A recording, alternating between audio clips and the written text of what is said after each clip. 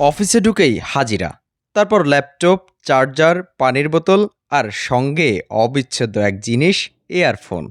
মিলিনিয়াল আর JNG প্রজন্মের কাছে এটা এখন প্রায় শরীরেরই অংশ। অফিসের কোলাহল হোক বা হোস্টেলের বিশৃঙ্খলা, কানে কিছু না গুজে মনোযোগ ধরে রাখা যেন অসম্ভব।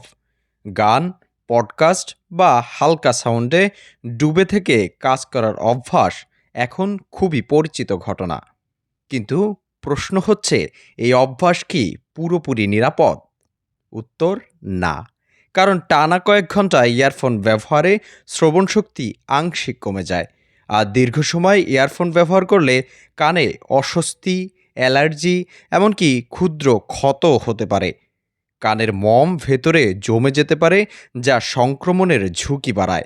অর্থাৎ উচ্চ ভলিউমে দীর্ঘ সময় কিছু শুনলে শ্রবণশক্তি ধীরে ধীরে ক্ষতিগ্রস্ত হয়। এছাড়াও মস্তিষ্ক শুধু শব্দে অভ্যস্ত হয়ে পড়লে একসময় নীরবতাও বিরক্তকর লাগে। আরেকটি বড় ভুল, একই হেডফোন একাধিকজন ব্যবহার করা। এতে সহজেই সংক্রমণ ছড়াতে পারে। বিশেষজ্ঞদের মতে 90 ডেসিবলের বেশি শব্দ বিপজ্জনক, আর 100 ডেসিবলে মাত্র 15 মিনিটই যথেষ্ট ক্ষতির জন্য।